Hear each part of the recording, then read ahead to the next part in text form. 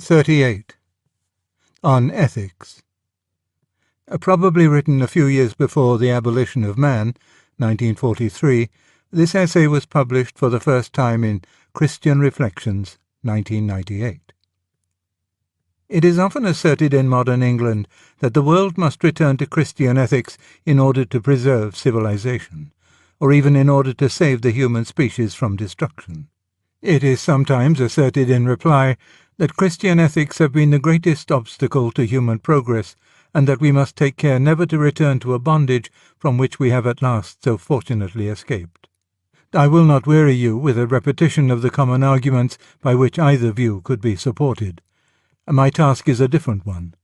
Though I am myself a Christian, and even a dogmatic Christian untinged with modernist reservations, and committed to supernaturalism in its full rigour, I find myself quite unable to take my place beside the upholders of the first view.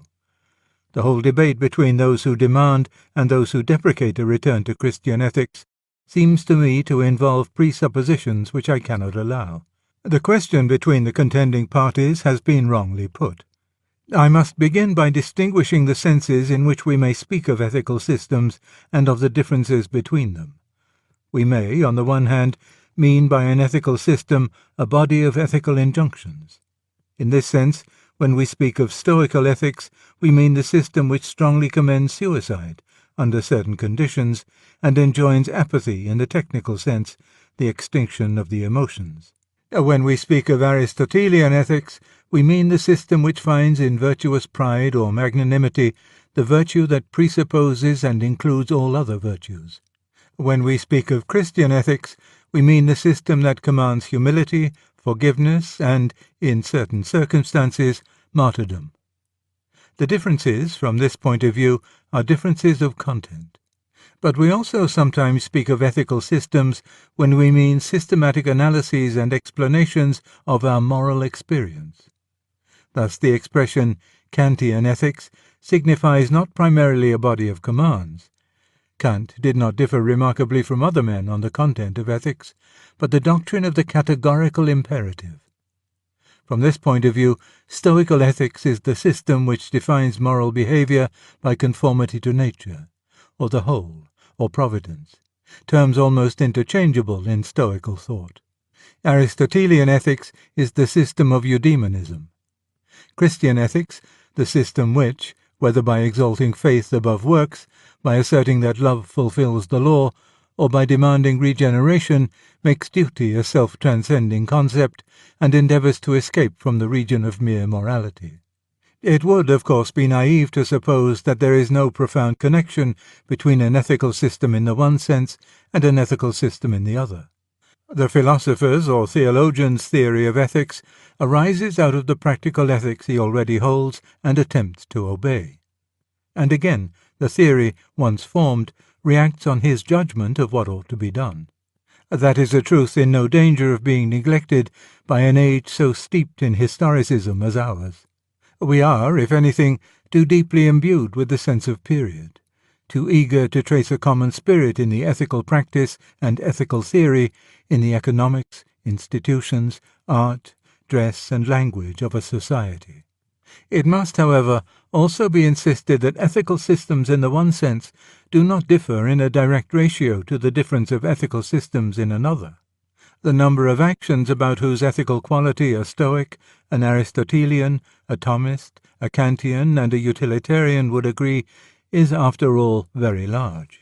The very act of studying diverse ethical theories as theories exaggerates the practical differences between them.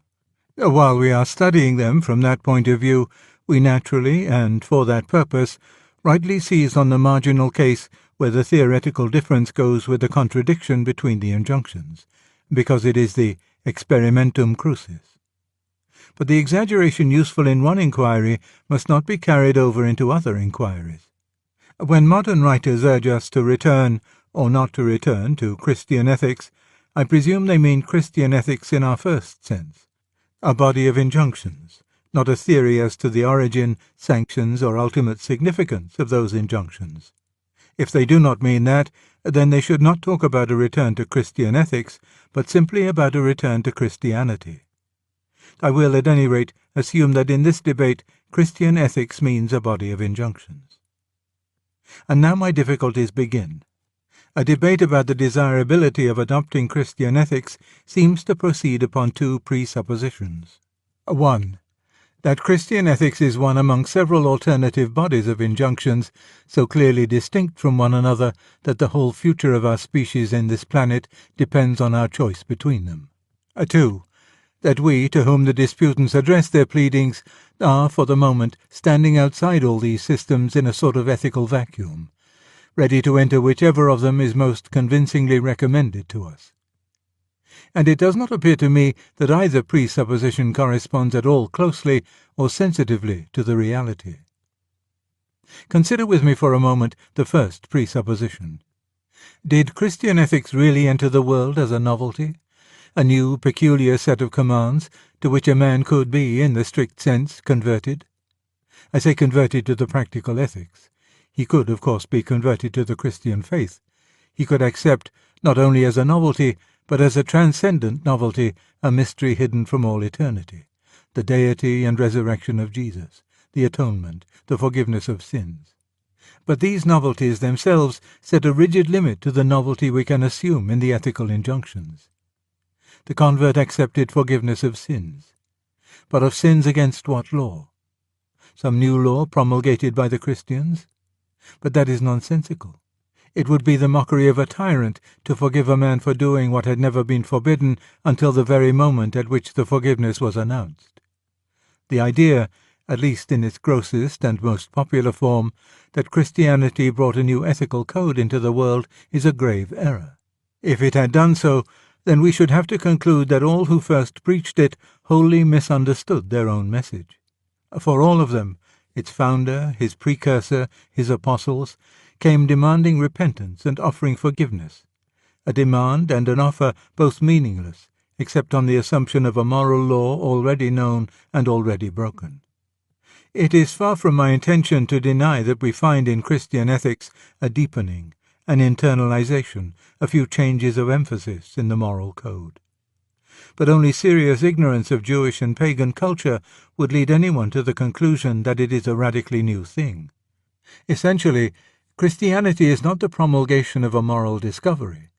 It is addressed only to penitents, only to those who admit their disobedience to the known moral law.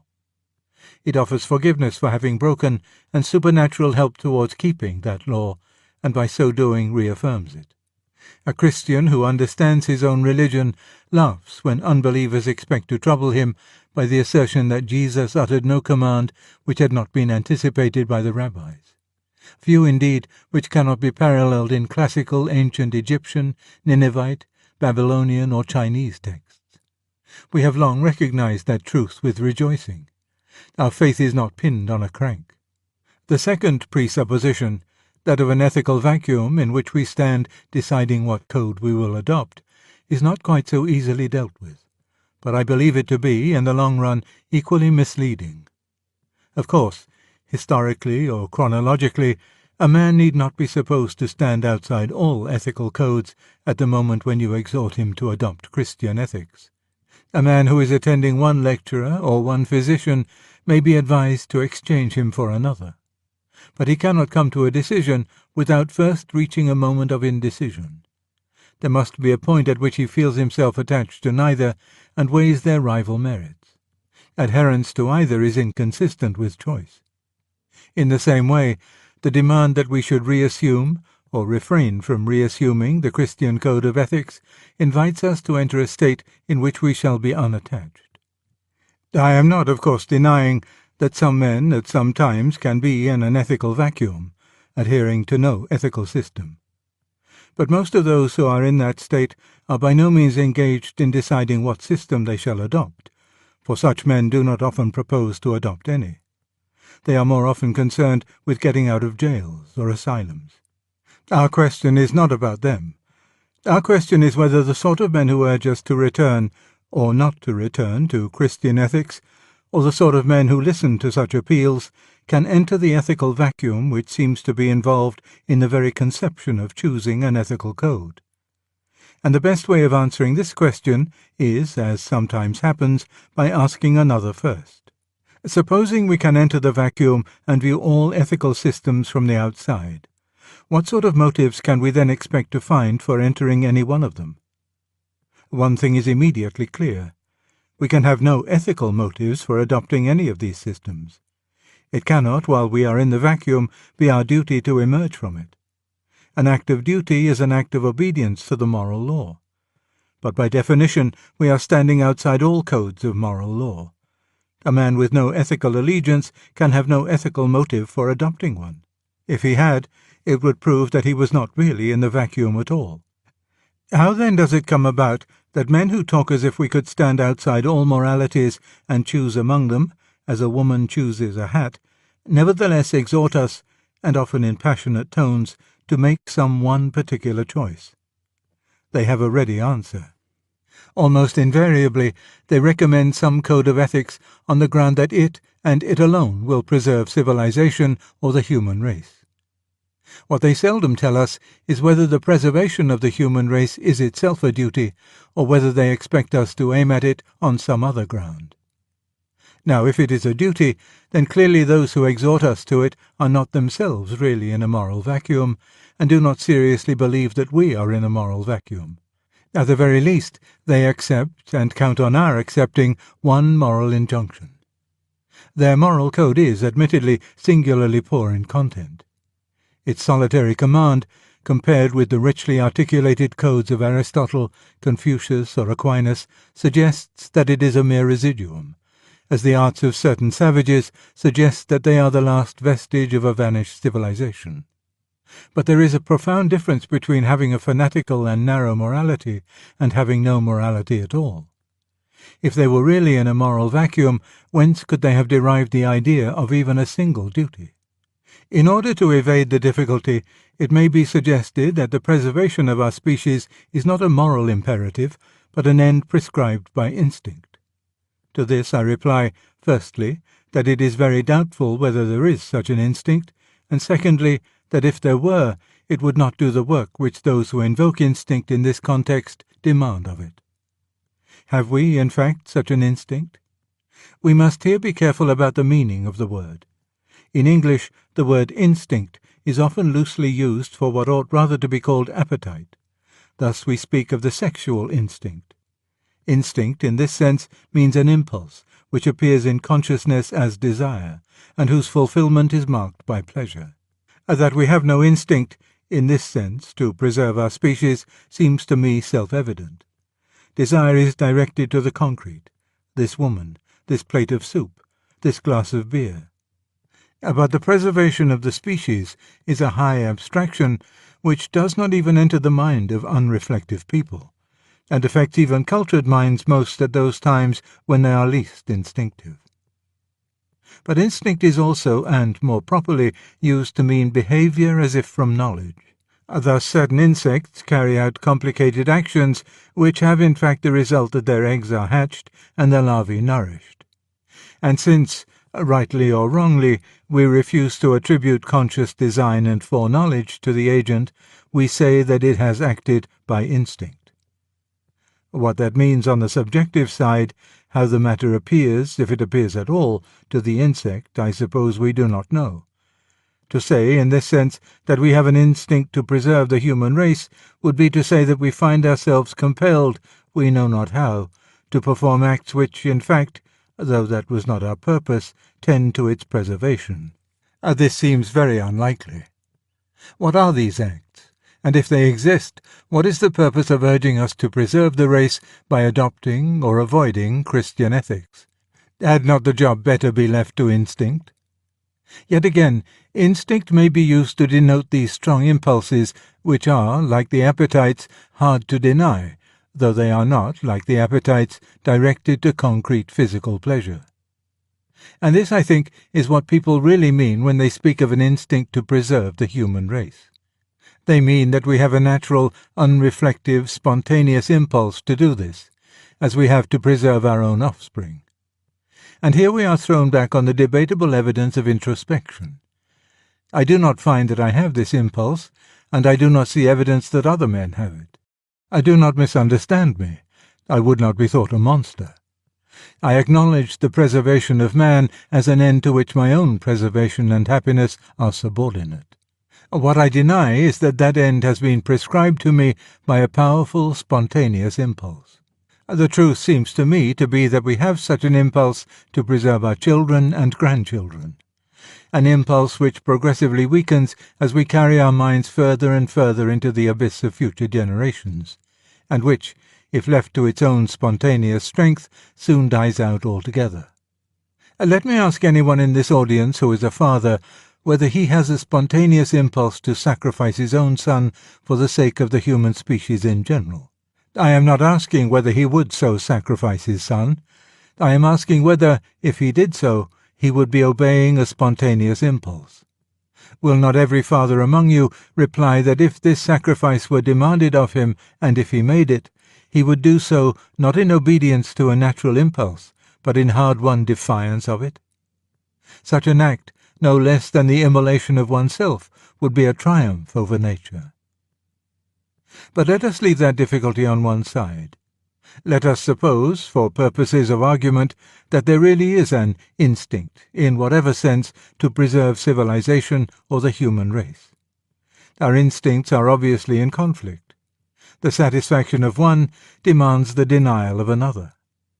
And obviously the instinct, if there is one, to preserve humanity, is the one of all others whose satisfaction is likely to entail the greatest frustration of my remaining instincts.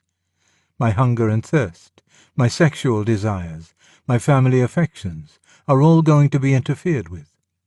And remember, we are still supposed to be in the vacuum, outside all ethical systems.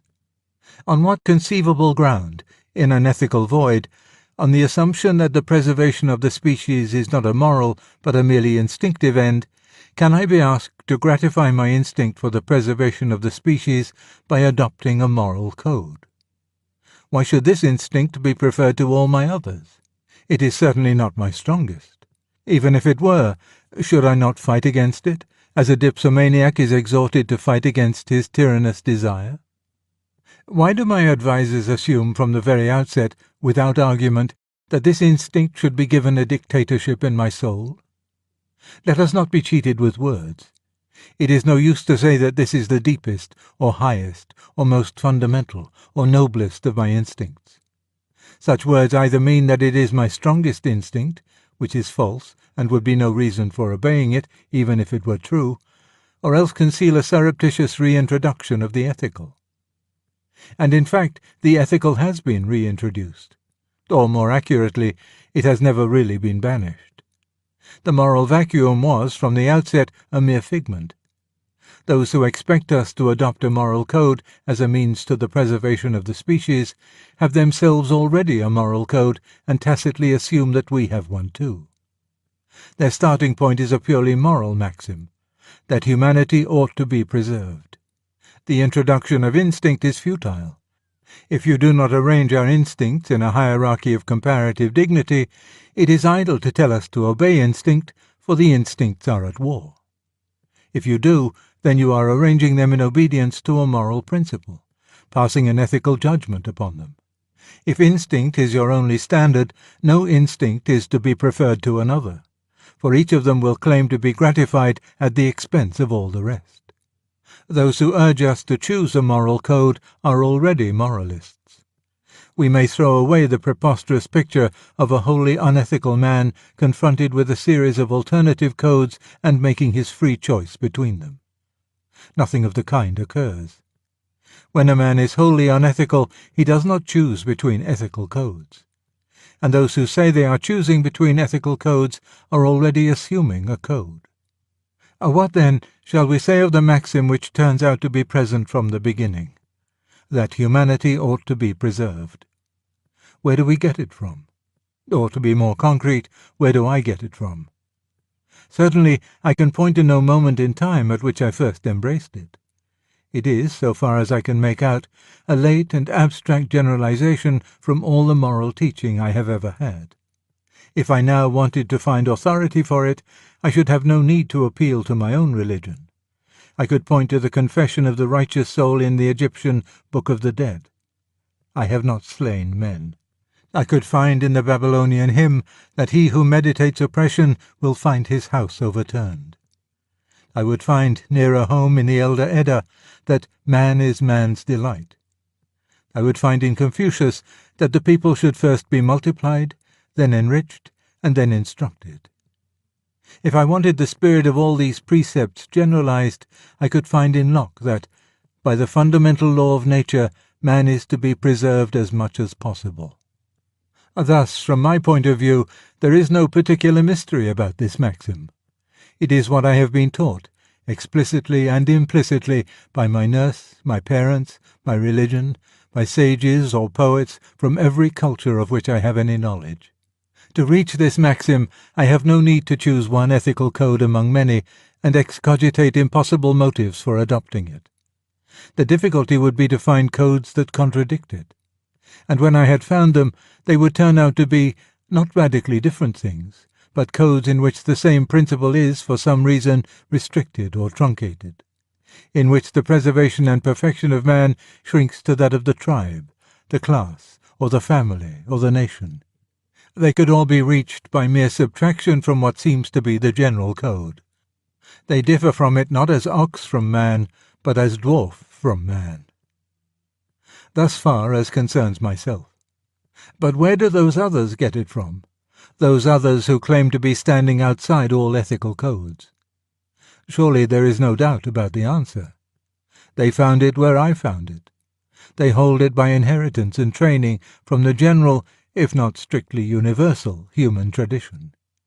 They would never have reached their solitary injunction if they had really begun in an ethical vacuum.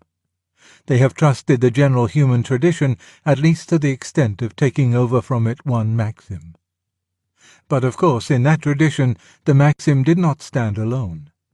I found beside it many other injunctions, special duties to parents and elders, special duties to my wife and child, duties of good faith and veracity, duties to the weak, the poor, and the desolate.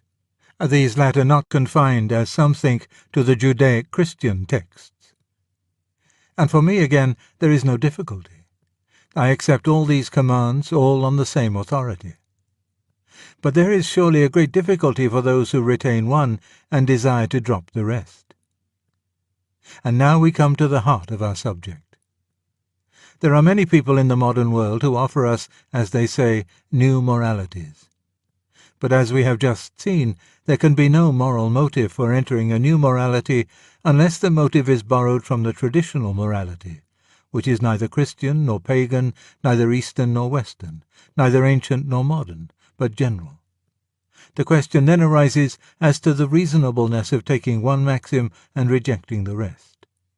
If the remaining maxims have no authority, what is the authority of the one you have selected to retain? If it has authority, why have the others no authority?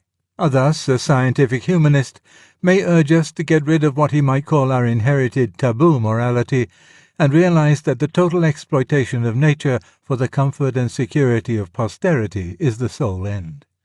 His system clashes with mine, say, at the point where he demands the compulsory euthanasia of the aged or the unfit. But the duty of caring for posterity, on which he bases his whole system, has no other source than that same tradition which bids me honour my parents and do no murder. A prohibition I find in the Voluspa as well as in the Decalogue. If, as he would have me believe, I have been misled by the tradition when it taught me my duty to my parents, how do I know it has not misled me equally in prescribing a duty to posterity? Again, we may have a fanatical nationalist who tells me to throw away my antiquated scruples about universal justice and benevolence and adopt a system in which nothing but the wealth and power of my own country matters. But the difficulty is the same. I learned of a special duty to my own country in the same place where I also learned of a general duty to men as such. If the tradition was wrong about the one duty, on what ground does the nationalist ask me to believe that it was right about the other? The communist is in the same position. I may well agree with him that exploitation is an evil, and that those who do the work should reap the reward. But I only believe this because I accept certain traditional notions of justice. When he goes on to attack justice as part of my bourgeois ideology, he takes away the very ground on which I can reasonably ask to accept his new communistic code. Let us very clearly understand that, in a certain sense, it is no more possible to invent a new ethics than to place a new sun in the sky. Some precept from traditional morality always has to be assumed. We never start from a tabula rasa. If we did, we should end, ethically speaking, with a tabula rasa. A new moralities can only be contractions or expansions of something already given. And all the specifically modern attempts at new moralities are contractions. They proceed by retaining some traditional precepts and rejecting others. But the only real authority behind those which they retain is the very same authority which they flout in rejecting others. Of course, this inconsistency is concealed, usually, as we have seen, by a refusal to recognize the precepts that are retained as moral precepts at all. But many other causes contribute to the concealment. As in the life of the individual, so in that of a community, particular circumstances set a temporary excessive value on some one end. When we are in love, the beloved. When we are ill, health. When we are poor, money. When we are frightened, safety seems the only thing worth having. Hence, he who speaks to a class, a nation, or a culture in the grip of some passion will not find it difficult to insinuate into their minds the fatal idea of some one finite good, which is worth achieving at all costs, and building an eccentric ethical system on that foundation. It is, of course, no genuinely new system. Whatever the chosen goal may be, the idea that I should seek it for my class or culture or nation at the expense of my own personal satisfaction has no authority save that which it derives from traditional morality. But in the emotion of the moment this is overlooked. Added to this, may we not recognize in modern thought a very serious exaggeration of the ethical differences between different cultures? The conception which dominates our thought is enshrined in the word ideologies, insofar as that word suggests that the whole moral and philosophical outlook of a people can be explained without remainder in terms of their method of production, their economic organization, and their geographical position. On that view, of course, differences, and differences to any extent, are to be expected between ideologies as between languages and costumes. But is this what we actually find? Much anthropology seems at first to encourage us to answer yes. But if I may venture on an opinion in a field where I am by no means an expert, I would suggest that the appearance is somewhat illusory. It seems to me to result from a concentration on those very elements in each culture which are most variable, sexual practice and religious ritual, and also from a concentration on the savage. I have even found a tendency in some thinkers to treat the savage as the normal or archetypal man. But surely he is the exceptional man.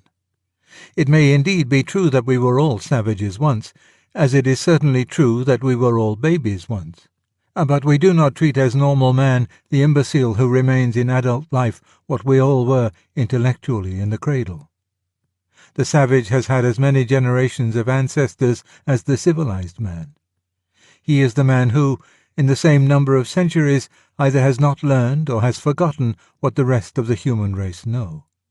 I do not see why we should attach much significance to the diversity and eccentricity, themselves often exaggerated, of savage codes.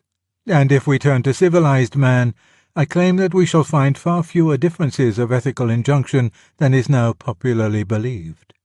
In triumphant monotony, the same indispensable platitudes will meet us in culture after culture. The idea that any of the new moralities now offered us would be simply one more addition to a variety already almost infinite is not in accordance with the facts. We are not really justified in speaking of different moralities as we speak of different languages or different religions. You will not suspect me of trying to reintroduce in its full stoical or medieval rigour the doctrine of natural law. Still less am I claiming, as the source of this substantial ethical agreement, anything like intuition or innate ideas. Nor, theist though I am, Do I here put forward any surreptitious argument for theism? My aim is more timid. It is even negative. I deny that we have any choice to make between clearly differentiated ethical systems. I deny that we have any power to make a new ethical system. I assert that wherever and whenever ethical discussion begins, we find already before us an ethical code whose validity has to be assumed before we can even criticize it. For no ethical attack on any of the traditional precepts can be made except on the ground of some other traditional precept. You can attack the concept of justice because it interferes with the feeding of the masses, but you have taken the duty of feeding the masses from the worldwide code. You may exalt patriotism at the expense of mercy, but it was the old code that told you to love your country. You may vivisect your grandfather in order to deliver your grandchildren from cancer. But take away traditional morality, and why should you bother about your grandchildren? Out of these negatives there springs a positive. Men say, how are we to act? What are we to teach our children now that we are no longer Christians? You see, gentlemen, how I would answer that question. You are deceived in thinking that the morality of your father was based on Christianity. On the contrary, Christianity presupposed it. That morality stands exactly where it did. Its basis has not been withdrawn, for, in a sense, it never had a basis. The ultimate ethical injunctions have always been premises, never conclusions. Kant was perfectly right on that point at least. The imperative is categorical. Unless the ethical is assumed from the outset, no argument will bring you to it. In thus recalling men to traditional morality, I am not, of course, maintaining that it will provide an answer to every particular moral problem with which we may be confronted. Monsieur Sartre seems to me to be the victim of a curious misunderstanding when he rejects the conception of general moral rules on the ground that such rules may fail to apply clearly to all concrete problems of conduct. Who could ever have supposed that by accepting a moral code we should be delivered from all questions of casuistry? Obviously it is moral codes that create questions of casuistry, just as the rules of chess create chess problems. The man without a moral code, like the animal, is free from moral problems. The man who has not learned to count is free from mathematical problems. A man asleep